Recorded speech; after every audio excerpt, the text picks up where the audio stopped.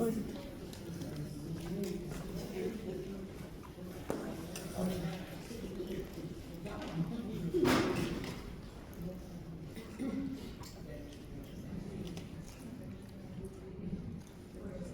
Craft Leaning.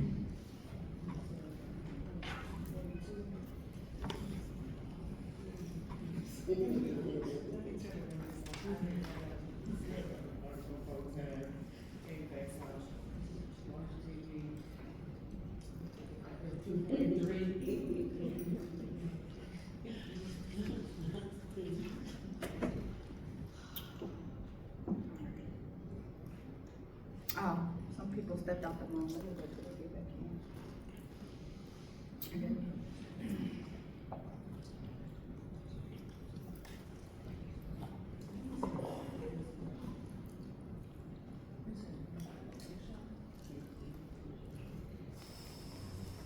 in. Testing, testing. Court beans.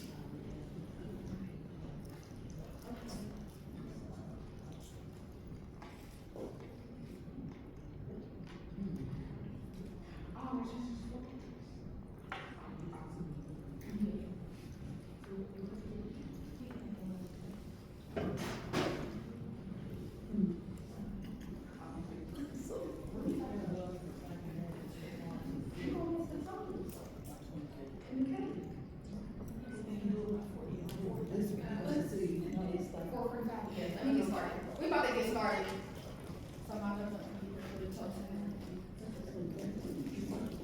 It's recording, brother. All right. All right. It's an honor to have y'all here today. Thank you for coming out and spending time with Cuff. Of course, this is our 3rd year anniversary and this is our presentation. So I started, like I was saying earlier, I started Cuff doing presentations and I didn't envision Cuff going this far. So I feel like it's only right to do anniversaries doing presentations. So this is actually a 2-part series, Cracks in the Foundation, Deficiencies in the Melanated Community. The first part 1 was the Weekend Family Foundation, where we talked about like the absence of the father, single mothers, etc. You know, we be real and raw at Cuff Foundation. So this is part 2, which is the absence of financial structure. So those are the 2 F's, finance, and family. So I usually like to break down why I chose the titles that I chose. So we're just going to break down the definitions of the words. A foundation, the basis or groundwork or anything, that on which anything stands, by which it is supported. A free government has its foundation in the choice or consent of the people being governed. Christ is the foundation of the church. Original, as the foundation of the world. So what we're seeing right now, we're seeing a lack of foundation within the Black community, especially when it comes to our finances. So what are cracks?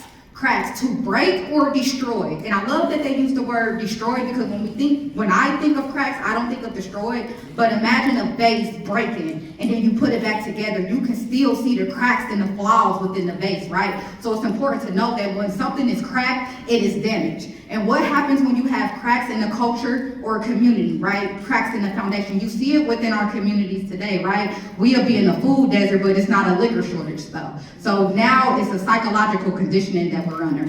There is no solid structure for our people to build upon, and I call it a sand-based foundation. Nothing will be able to withstand a sand foundation, right? Well, the whole foundation. So it can't withstand storms, it's fragile, and it is inevitable for it to collapse. Right now, within the Black community, we are seeing cracks within our financial literacy foundation.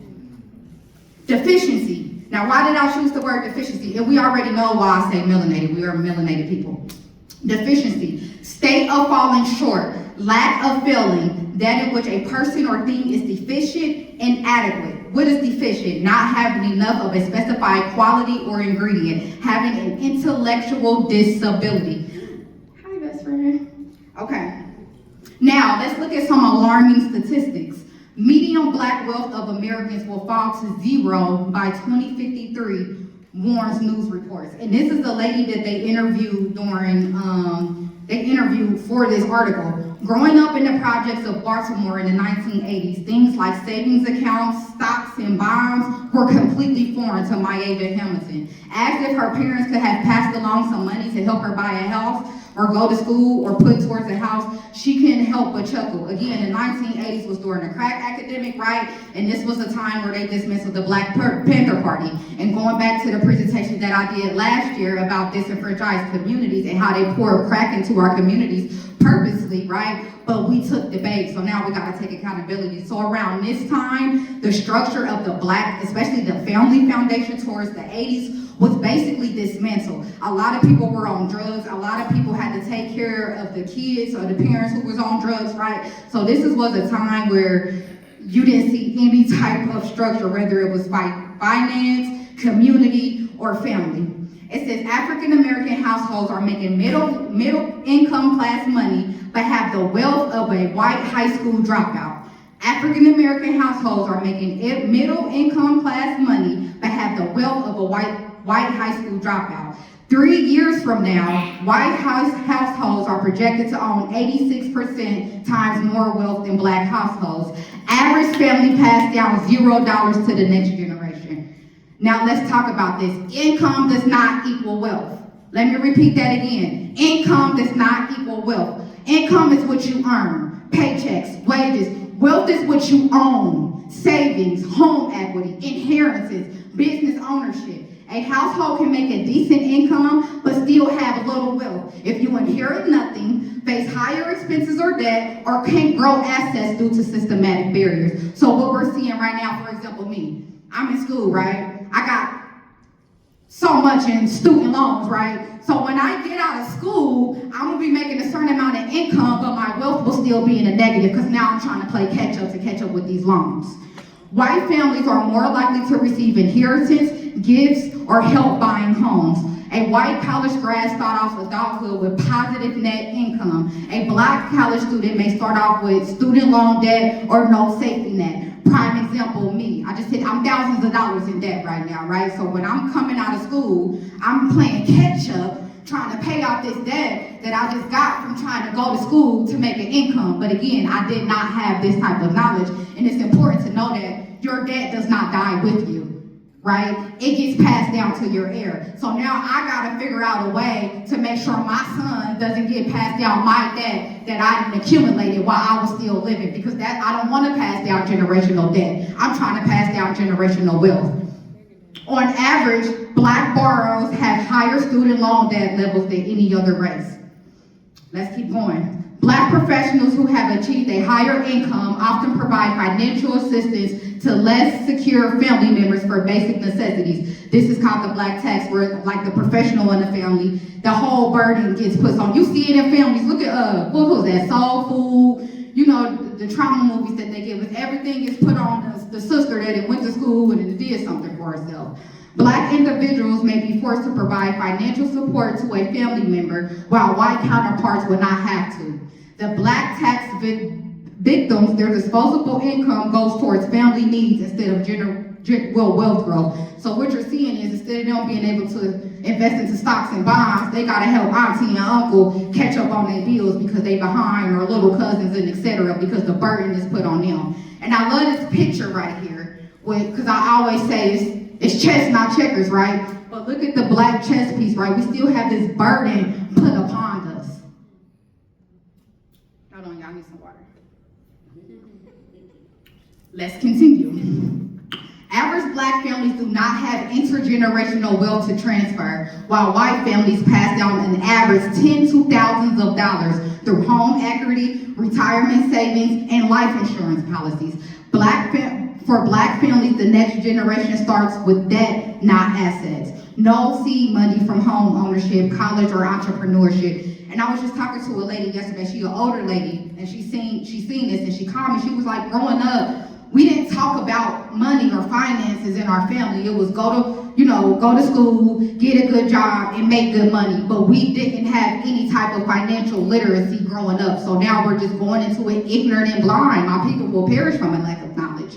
Every generation has to start from scratch over and over again. And some of us are not starting off from scratch. Like I just said, some of us are starting off with debt. Like if your parents owe some money, that gets on you.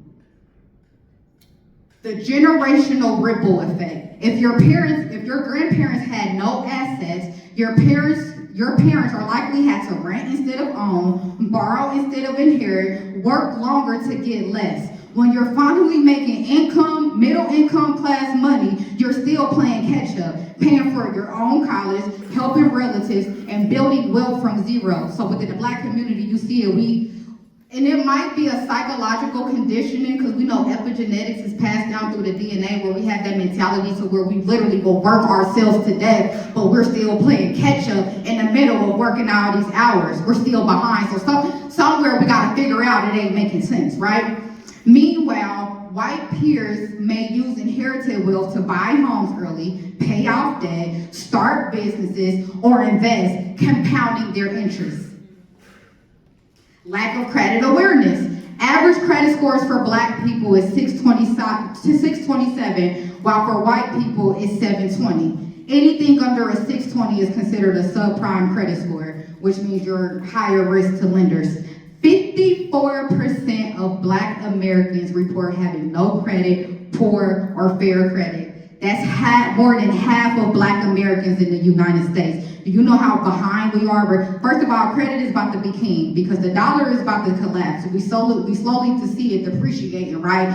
Dollar Tree is not even $1 no more, it's $2. So we're slowly seeing the inevitability of the dollar collapse. You just said it, it's not backed by gold or silver no more. Once they say it does not have any value, guess what? They're about to issue the digital currency, and then credit, everything is going to be based off credit. We have to start getting our credits. We can't wait till it get here. We're slowly seeing a decline. We seen it during COVID when they was giving out all them $2,000, $3,000 checks. It's slowly happening, but we gotta get ahead. I'd rather be 10 seconds ahead than 5 seconds behind.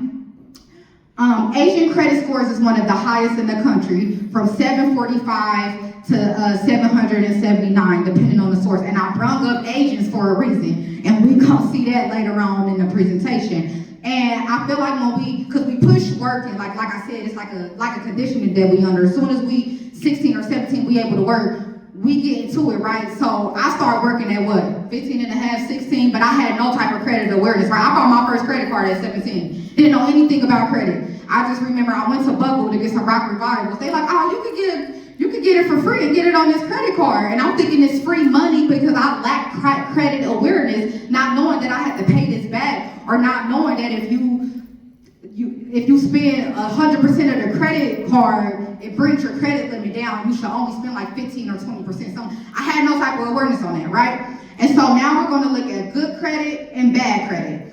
And you can see the difference right here. The same loan, same amount of years, different interest rates. So with poor credit, you're paying thousands of dollars more for the same car. That say $11,000. I seen one source that said $15,000 if you have bad credit. The same, we're not looking at APR rates. Nobody is telling us to look at APR rates. We see we got approved. Okay, now we about to go to the lot to get something, but they're not telling you the compound interest that you're going to be paying on. Even more alarming statistics. Black women spend in America roughly $8 billion a year on wigs, braids, weave. What's going on?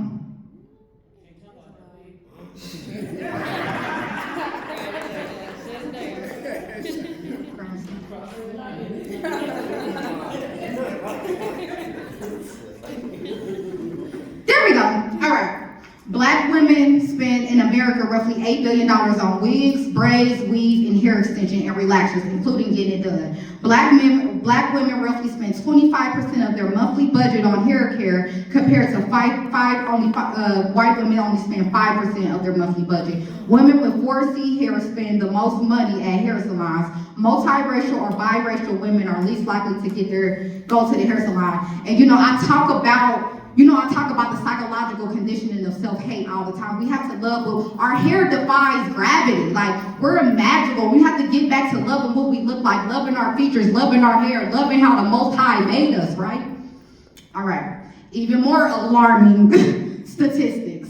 Black Americans spend $30 billion annually on clothes and shoes, with spending on apparel and footwear projected to increase to $70 billion by 2030. This spending reflects the significant economic influence of Black consumers, who are also the driving growth of luxury markets. Why are we spending money with people who don't even care about us?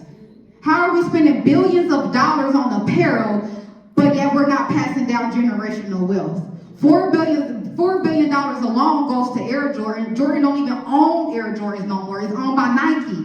The race that spends the most money in America is Asians, and theirs goes to expenditures like housing and personal insurance, like life insurance.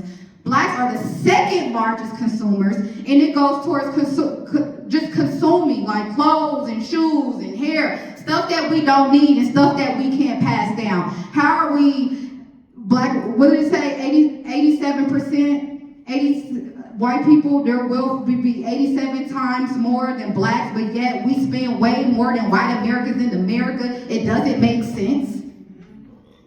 Asian American versus Black American income. The median wealth for an Asian income American is $121,000 a year. The median Black wealth income for an average Black person is $56,000 a year. I'm not no rocket science, but how are we right under them? And what's that percentage? Like 60%, 50%? But it's not even a comparison. So how are we spending money like Asians, but we're not building communities like they are? Black people spend $4 billion on liquor annually. Like I said, we'll be in a food desert, but it's not gonna be a liquor shortage, right? You will see liquor in our community before you see a grocery store. Look at our communities now. You go to Detroit, there's a liquor store on every corner. It's liquor stores by schools. Why are we even allowing this within our communities? Black people have a $1.2 trillion buying power in the United States. If we were our own nation, we will be the 9th richest nation in the world. But when you look at the average Black community, we don't have the 4 essential institutions you need to survive: a bank, a school, a supermarket, and a hospital. So what are we doing within our community that we're putting $1 trillion into the economy, but we have nothing to show for it in our community?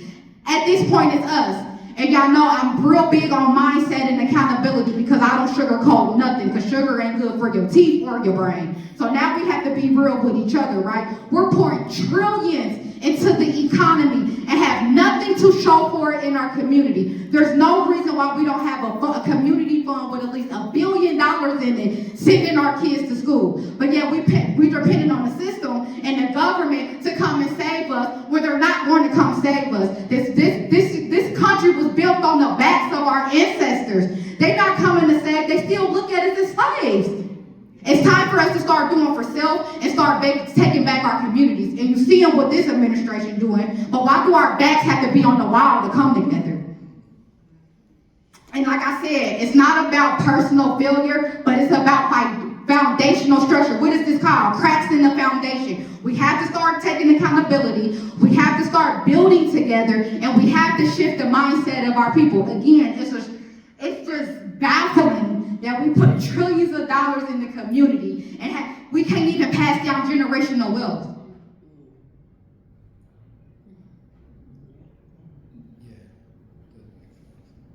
And now I want to take a blast back to the past. Hold on, you're a little thirsty up here. I'm gonna take you back to segregation. You know, that was a time where they said our people couldn't really build nothing. We wasn't really thriving. We've seen companies, Black economic empowerment during segregation, and I want to talk about Safe Bus Company. This was 30 years before Rosa Parks sat on the bus, just to let y'all know. This was the biggest transportation company in the world. They like to say Black transportation company. It was the biggest transportation company in the world. Guess what their slogan was? We don't have to sit on the back of the bus. We got our own buses. And this is what they did. 12 men put their life savings together. They was doing something like taxes. They're like, all right, we're not really making no money like this. We see how they treating our people. Let's put our life savings together and start a transportation company. This was in 1926. Their drivers, just their driver, they payroll was $65,000 a year in 1926. What's that now? It's well over 100,000. I feel like it's like 300,000 or something like that. Like it's $500,000. Imagine, and she's a CFO. She's been a CFO for years. I trust her. I trust your judgment. So imagine a bus driver making $500,000 a year now. But this was what our ancestors and elders was able to do during slavery. Like I said, 30 years before Rosa Parks even sat on the bus. And it says this: Safe Bus was more than just a transportation service. It represented a symbol of Black economic empowerment. What was possible while Black communities built and sustained their own institutions, right? This is what we do when we come together collectively. This is what we can do when we get out of that hyper-individualistic mindset that we are under. And how I found out about Safe Bus Company, I was thinking about the whole Rosa Parks thing. I'm like, why didn't we just start our own busing transportation? And then I was talking to my auntie, she was like, you realize we only hear about Montgomery, Alabama, right? So I look it up, and I just found out about this hidden gem, this unsung Black history, because we're not teaching our story. We letting his story, we letting them teach our story and his history. That's why we need our own institutions to teach our culture, to teach what was happening during this is during a time when the rest of the community, rest of society, rest of America shut our people out, but we still make a way out of what? No way.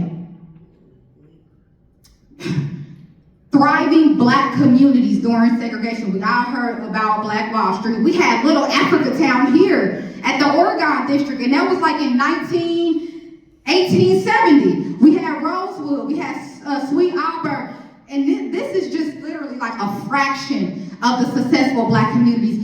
It was like a consciousness shift within our people. It was little towns all around America. And of course they bombed it down, especially Black Wall Street. It went to the highest government level. They said Black Wall Street was the first bombs that was dropped in America. I'm not gonna say segregation was what we needed, but it did sound like we needed some type of militias, right? And Black Wall Street had banks, hospitals, schools. They had an air where you could do planes. Guess the one thing that they did not have? A police department. We depended on the sheriffs outside of our community to come protect us, and they are the main ones that burnt us down.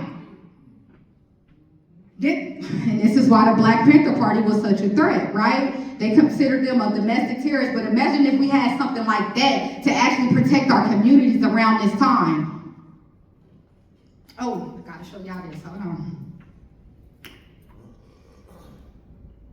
Was born in 1854 in Macon, Georgia, to formerly enslaved parents Louisa and David Laney. Her father, a carpenter and Presbyterian, bought his own freedom. Lucy Craft Laney was born in 1854 in Macon, Georgia, to formerly enslaved parents Louisa and David Laney.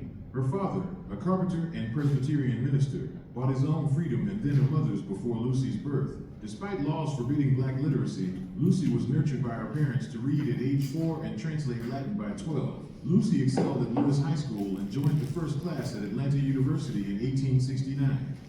Outraged when women were barred from the classics course, she channeled her education into a lifelong quest to break barriers for others. After a decade of teaching, she set out to build a school of her own. In 1883, Laney opened her first class in the basement of Christ Presbyterian Church in Augusta, starting with just 6 students.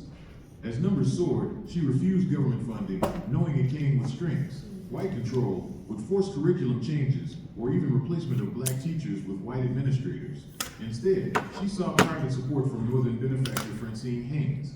Laney's independence meant she could teach a rigorous, Black pride-centered curriculum including Latin and Black history without interference. When white supremacist threats loomed, she relied on community vigilance, stationing trusted adults to guard the school and refusing to let outside authorities intimidate her students. The Haynes Institute grew to 900 students, offering not just academics, but also vocational training, kindergarten, and nursing programs. It became a cultural hub, hosting concerts and civil rights meetings. Her school's graduates attended Howard, Fisk, and Yale, and her example inspired icons like Mary McLeod Bethune. Her refusal to accept not 1 cent from the state meant her students saw Black leadership in action and learned that self-determination, not subservience, was their birthright. Look what we can do when we pull our resources together. Look what we can build. She didn't even want to accept the money from the government because she knew what it came with. Look at Dayton public schools now. It's flooded with white women, but yet almost 60% of the kids are Black. Hold on, let me go back to this. And this was during the time, this was right after slavery and during Jim Crow era. Like I said, this is when we came together collectively. This is what we can do when instead of pouring $1 trillion into an economy that don't even want us there, we need to be building our own institutions, including schools, because they pushing all type of crazy agendas on our kids. This is why we need to take our community backs. And one of them is starting with the youth. For us, by us.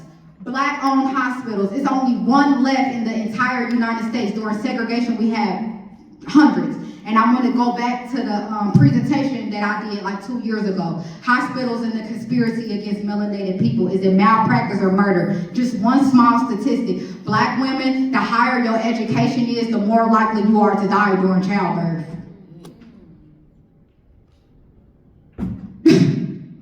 They're killing us. Black-owned airlines during segregation. It's one called Whirler Airline. I just found out about this. During segregation at its peak, we had 130 Black-owned financial institutions. Now we have 23. We have Black-owned insurance company, 4 large Black-owned life insurance companies. Now we have 10. And this is the thing. When we talk about segregation and we talk about our elders, we always like to talk about how they boycotted, but we never talk about how they put their resources together to build institutions. That's the mindset that I want to go, yeah, we can boycott, but what are we going to do with the money that we're putting up? Are we going to build a school? Are we going to build a hospital? Are we going to build community centers? We need to be building our own communities and stop waiting for others to build it for us. Impact of integration, the slow loss of communal mindset that once defined the Black experience. Segregation, though brutal, forced Black communities to rely on each other for survival. This reliance bred innovation, unity, and a shared purpose. Now, I'm not saying go back to being separated, but I am saying go back to that mindset, right? Go back to that unity, go back to that sense of purpose that we need. That's what I'm saying, go back to. We don't have to be separated, but let's go back to that unity and unified mindset that we all need, right? It's like once we got integrated, we forgot about our own people. They should have came to our towns, right? They should have had I don't even want to eat nowhere where don't nobody want me at. I don't even know what they're doing to the food back there. So I'm not saying go back to being segregated, but I'm saying go back to that mindset to where we want to build, and we actually want to build infrastructures. On a global scale, melanated people in America cannot compete. We own no banks, we own no boats, we own no planes, we own no infrastructures, we own no institutions, but yet we pour $1 trillion, over $1 trillion into the economy, y'all. And I just want to quote something from Booker T. Washington. Many Black entrepreneurs follow the tenets of Booker T, who had established the National Business League in 1900 to promote economic self-help. Washington advocated economic development as the best path for racial advancement and the means to eventually challenge the racial prejudice of Jim Crow. While Washington's precepts would become increasingly out of step with the times, especially when the civil rights movement gained momentum, the support for his idea among Black entrepreneurs of the Jim Crow era is repeatedly evident in the naming of businesses after Washington. It's time to define our story and stop letting others define our story for us, right? I love mentioning the unsung Black history during the time when they say we struggled. Of course, it was Black people that struggled during segregation. It's Black people that struggle now and thrive now. But I want to hear about these stories where we made a no way out of no way. I want to hear about these stories when the rest of society shut us out. We built and we thrived and we built communities like they've never seen before. This is why they bombed them down. This is why they was killing women, men, and children. Let's not leave that out. And it's interesting that I just learned that it was a counter protest during the civil rights movement. It was actually black people that wanted to be separate but equal. So that's interesting to hear that. It was people marching down at the NAACP and everything saying, no, we want to be separated. So interesting to read that. And when it comes to defining our own story, just like when I teach my students who the richest man to ever live was, they don't even know who it was. It was a melanated man named Mansa Musa. And they're thinking it's Jeff Bezos' income, wealth couldn't even accumulate to Mansa Musa. You can't compare fiat currency to gold. Once that dollar collapsed, you can't do anything with it. You could take gold anywhere and people would trade you for it. He was so rich as he traveled, he messed up economies because he was giving away so much gold. They never seen nothing like it. Who is his lineage and why don't they still have control of that gold now? Colonization. Solutions. Of course, we're solution-oriented people. I don't just want to talk about problems. I want to talk about how we're going to solve these problems. The simplest way you could pass down generational wealth is life insurance. And I'm not talking about life insurance to make sure that you pay for your funeral. I'm talking about a life insurance policy that when you die, it can get passed down to your kids, and then your kids have this mindset, and then they pass it down to their kids, right? And it's a stigma behind life insurance in the Black community. For some reason, like, I don't know if it's the mindset that you have to die in order for your kids to get it, but the average person needs to be thinking at least 7 generations out. You're not going to be here 7 generations out, but that's how we got to be thinking, because that's how they're thinking and that's how they're thriving, right? And we have to get out of this hyper individualistic mindset that we are under. We will stay behind if we don't depend on each other and lean on each other and realize that we have to pull our resources together to really come out of this rut that's been systematically bestowed on us. And one of that is psychological conditioning. We will not get anywhere until we come together, figure out plans, and sometimes that means pulling our resources, that we might have to put our money together. If that's what it takes. And the thing is, I'm going to say that after I say this part. Building and I have handouts for that. Even if you build a family bank or a family financial structure, and I have handouts for that. You can start with and the handouts I have can be for a low income family or a family just starting off, where y'all build some type of financial structure, of course with type of rules and regulations, but y'all pouring money every month into this account, and it accumulates, and then y'all figure out how much you can borrow out of it. I have handouts for starting your own family financial structure. But again, before we can start a family bank, we have to get our personal finances together. They might not trust you being in the family bank, and they feel like you're going to have to borrow money out of it every other week because you can't catch up on your bills. So before we can start a family financial structure, we have to get our personal finance under control. So this is the blueprint, and this is what they took from us and then told us that we couldn't do this. Imagine if 10 families just in this community started their own bank, and then we all come together and we figure out which infrastructure on a global scale we want to build. This is what the Rothschilds and the Rockefellers are doing. Why can't we do this? And they took the blueprint from us. They studied us in Africa, took the blueprint, enslaved us, and told us we couldn't do this, but there's no reason why we're not thinking on a global scale like this. We have to get out of this simplistic mindset that we are under and start thinking globally and start thinking generational wealth. And when I'm saying generational wealth, I'm talking about 7 generations out. We have to start building our own infrastructures. Imagine if 10 families do this, we build our wealth, we come together with other 10 Black families, now we're building on a global scale. And this is going to be a system built off trust. We have to get back to trusting each other, right? And I know they try to say the Willie Lynch letter is a hoax, but they talk about, even though I said that, I stand firm behind it. So I say that to say, he talks about how the slaves, he want them to distrust each other, but trust more in them. Even more, we're supposed to be teaching our youth about finances. How we push working, we need to push finances, especially credit awareness and financial. Soon as they can count and multiply, financial literacy should be set. Some type of budgeting in their head should be set. We need to budget finances better, as Karen and Sean talked about. And we have to be willing to sacrifice something, right?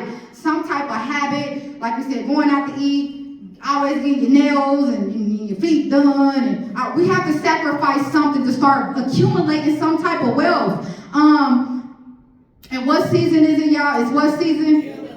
We need mental health help too. Sometimes our vices and what we spend money on, it shows up in our finances. So get mental health help if you need it. Sometimes it can show up like that. If you need the help, please get it. Because sometimes, like I said, it can show up in your finances and you don't even know it.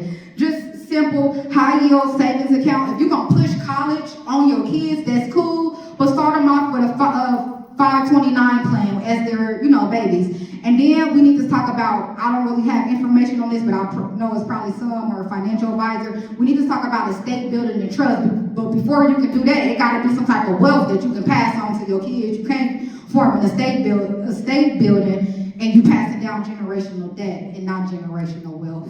But trust, it helps secure what you do have, and you can, an estate plan, it helps that you don't have to go through probate court and do all that. So these are just a few solutions that I want to go over, and one of the biggest things is we have to get out of this hyper-individualistic mindset. There's no culture or race right now that's thriving, and they're doing it, one person is doing it on their own. Even if they don't like each other, they still gonna come together, they still gonna put their resources together, they still gonna shop what they own before they shop with anybody else. So it's important for us to go back and know that we need each other. Go back to when we was separated and we were actually building institutions. We have to go back to that mindset. And that's all I have for today. Thank you for coming out. We about to have some cake and some champagne, and we about to celebrate, y'all. It's healing season. Thank you.